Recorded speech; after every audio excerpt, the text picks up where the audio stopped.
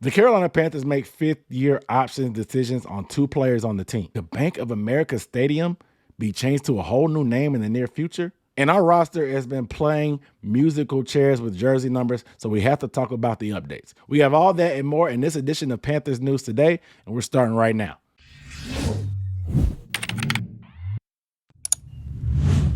What up, dude? What's going on, everybody? My name is Aaron Duncan here with the Necessary Bluntness Sports Talk, bringing you recap and analysis of the NFL in particular. I love talking about those Carolina Panthers. So if you want to stay up to date and add another content creator to your rotation, make sure you are subscribed down below and hit the bell icon. I give a pretty decent perspective on film breakdowns and live streams and everything that happens with the Panthers, if I do say so myself. So please consider subscribing because I'm so close. I'm so close to my future goal of 10,000 subscribers, which would be a big milestone for me. So if you would subscribe and hit that bell icon, it would mean a lot. But also, take 2 seconds because it's free. Give the video a thumbs up because your engagement also helps the algorithm know that, hey, guys with common interest as you, aka a Panthers fan, would enjoy this video, and it spreads that word out, helps me get closer to that 10,000 goal for my subscriber count. So I appreciate that. But also, as I do in Panthers news videos, any topic you want to discuss, get down in the comments. Let's go ahead and chop it up. I will be asking for your feedback pretty much after every one. I advise watching the full thing just because I guess I packed video for this one, but I will have video marks and chapters down below in the description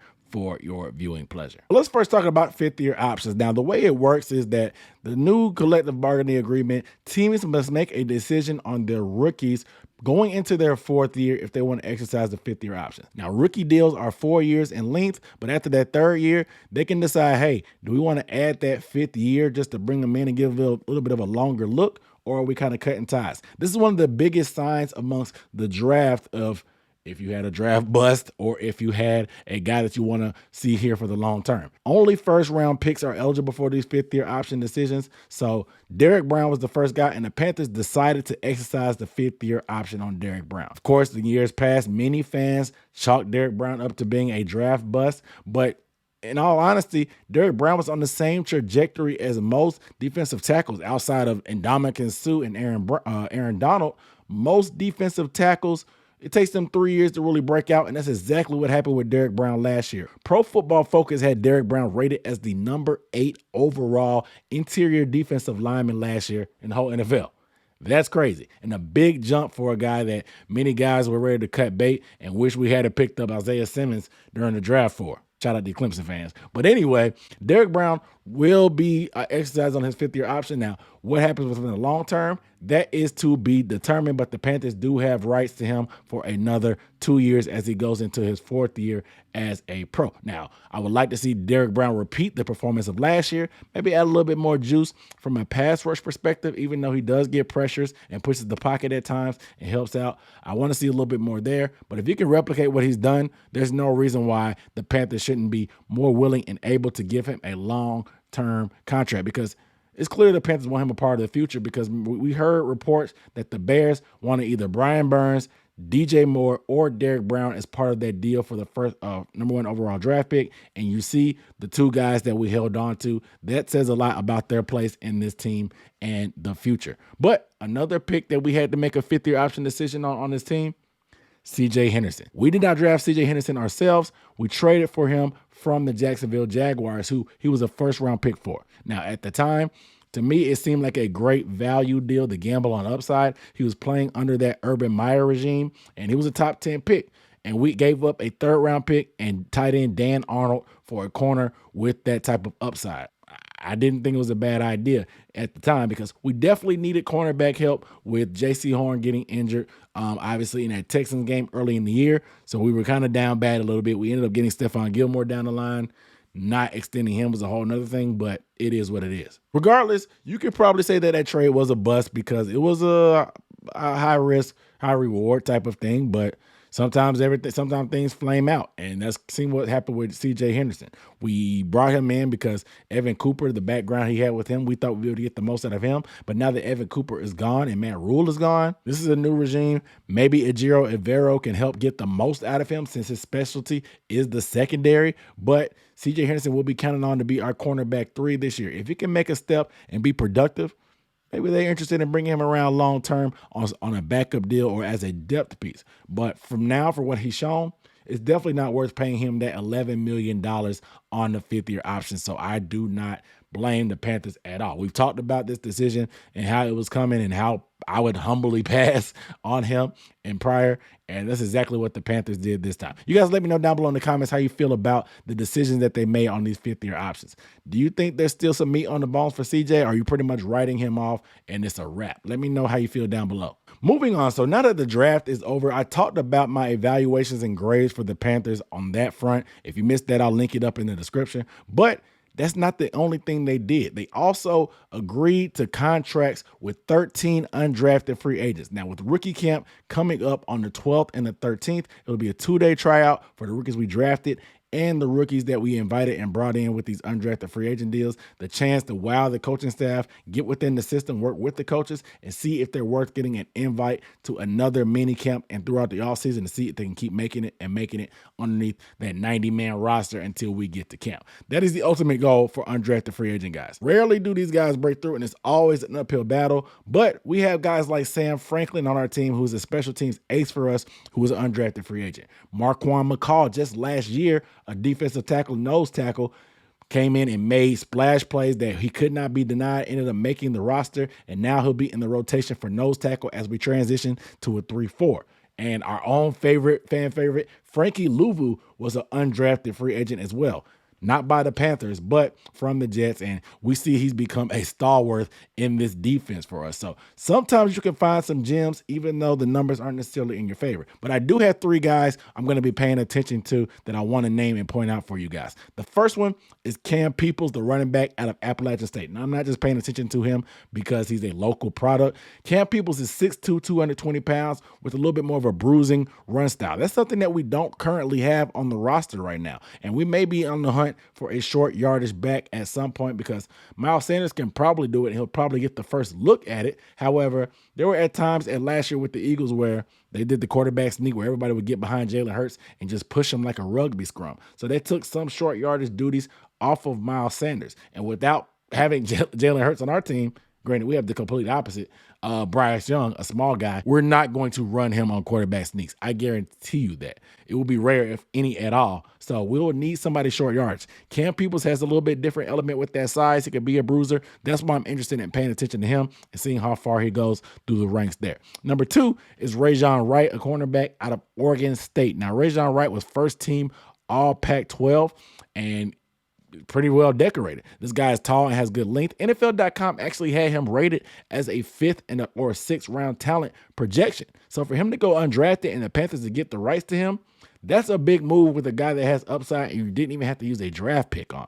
But also, he's been praised for his size and his ability to track the deep ball when it's in the air because of that those ball skills. But the knocks on him are he's a little bit too grabby at times and get some holding calls and pass interferences and can lead to too many penalties. So maybe they can reel in that aggression, and this guy that can push some cornerbacks on the back of the roster, and maybe with the 5th and 6th round talent that he is, he can come in and make some plays for this team, and we'll see. It's a new regime, so there's definitely a lot of spots up for grabs, and nobody is safe at this point. So Rajon Wright can make some noise in that cornerback room. Last but not least, Jalen Redmond, defensive lineman out of Oklahoma. Now, many rate him as the number 1 undrafted free agent that was available after the draft. So this is a big get for the Carolina Panthers to be able to get a D lineman like this. He's quick and he's agile enough to penetrate and shoot some gaps and cause some double teams, but his knocks on him is he doesn't get low enough, so that helps. I mean, that makes him get pushed around a lot because the low man wins in football, especially on the D-line, especially when you're under 300 pounds like Redmond is. But he also needs a little bit of fine-tuning and work on pass rush moves. What else is new? That's most guys that come out of college, they need a little bit tuning on pass rush. But with that quickness and disruption ability, maybe Jalen Redmond can make some noise and get into the D-line rotation because we're always looking for D-linemen in this defense. So as we transition to a 3-4, new faces and new blood could be good for us. But you guys let me know down below in the comments of any of the undrafted free agents that you've seen on the list? Are there any ones that I'm missing out on or sleeping on? I named my top 3. Let me know down below if there's anybody else I should be paying attention to. Just another quick nugget. The NFL announced that the schedule release will be on May 11th. It's turned into this crazy big event where every team does like these crazy drops and trailer videos and promo videos. So it's always fun to see those. But we already know the opponents because the way scheduling works, but we just need to know the times and the dates. Notes, things to note, we're playing the Texans and the Colts and the Bears. So we're playing the Bears, a lot of former players like PJ Walker, DJ Moore, Deontay Foreman up there. Not to mention we're going to be married to each other because of that trade. We're playing the Texans as well. We're going to get that Stroud versus Bryce Young matchup. We're also playing the Colts. Likely going to be getting that Anthony Richardson versus Bryce Young matchup. So those are going to be things that are exciting to watch as we release. Not to mention tickets will be on sale as well. So I want to get you guys' thoughts. Let me know how many games you plan on going to this year. I know those ticket prices have been going up, but with the new quarterback, sometimes you got to pay to play, man, just to see what all the hype is about. So let me know down below in the comments if you plan on going to any games or how many you may go to. So we have big news coming out where the Panthers play, as Bank of America's naming rights to the stadium are set to expire after the year 2024. And according to Will Kunkel, one of the reporters for the Panthers, they may not get that naming rights and they plan to look around somewhere else, which is crazy to me. Now, the Bank of America agreed to a contract in 2004 that was over 20 years. So they paid a lot of money to have those naming rights, and it's pretty much been the thing to do. You know, it's been Panther Stadium at times. We played at Memorial Stadium in Clemson, Erickson Field, stuff like that.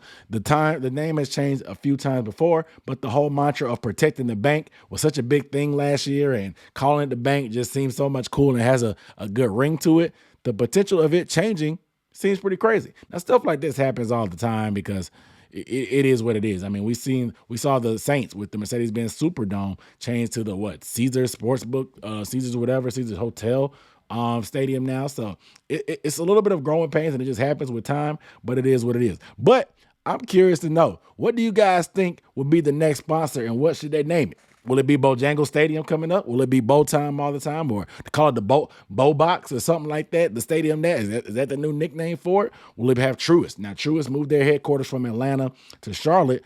They could be another bank that could take over. Now, Truist did spend a lot of money paying for the Brave Stadium and have Truist Park, so they may not want to double dip on separate sports. But Truist is also an option as well as another bank. We can still protect the bank in that standpoint. Duke Energy, another big company that's headquartered in Charlotte. Maybe they could throw their name in the hat. I don't know. But I want to get you guys' thoughts about who do you think could be a potential new sponsor of the stadium and who could get the stadium named after them, because we may not be protecting the bank anymore the way it's looking with Bank of America. And it's kind of weird to think about. But with new times comes new changes. So 2024, it looks like that deal's going to be running out. So I want to get you guys' thoughts down below. One more quick nugget is that the coaches have announced that Bryce Young will start out as quarterback number 2, backing up Andy Dalton until they bring him on slow. They don't want to put too much pressure on him because there's already enough hype and stuff on him as the number 1 pick. But my hunch is that with him being raved about his processing, his smarts, his instincts, all the stuff they talked about in the pre-draft process, it won't take him long to pick up the playbook. And I think at least by training camp, he will be quarterback 1 going into there. And I'm excited about it. But I just wanted to kind of point out that note that Frank Wright has been on record saying that Bryce Young will start out as quarterback 2. They're not just going to automatically hand him the keys. He'll probably earn it. I have no doubt that he'll be starting week 1. I just hope he gets enough practice reps in. I have that confidence as well because we know what happened in training camp last year with Sam Darnold and Baker Mayfield. They split reps, and it seemed like our offense got off to a slow start because of the lack of first-team reps that our group took. So I'll be looking forward to Bryce Young getting some quarterback 1 reps sometime in this offseason, and my deadline is training camp before I start freaking out. Last but not least, we have number changes that have arisen, and it has been announced that Bryce Young will wear number 9. So many of you may be thinking, if Bryce is wearing number 9, I thought Matt Corral was number 9. Does that mean he's getting traded? No, Matt Corral will be switching to the number 2. Matt Corral actually never wanted number 9, to be honest, but we know DJ Moore, a guy that has been around the Panthers for a while, had number 2, and the vet's always going to get first dibs on it. So Matt Corral chose number 9. Now that number 2 is available because of the trade of DJ Moore to the Bears, Matt Corral jumped on it. And it just seems like something that was already in the works before the draft, according to the Panthers.com website, just to kind of clear any smoke, because we know fans have been kind of being not as nice about Matt Corral. I know I've talked about the writing pretty much being on the wall for him, but to me, it's like beating a dead horse at this point. He will be around.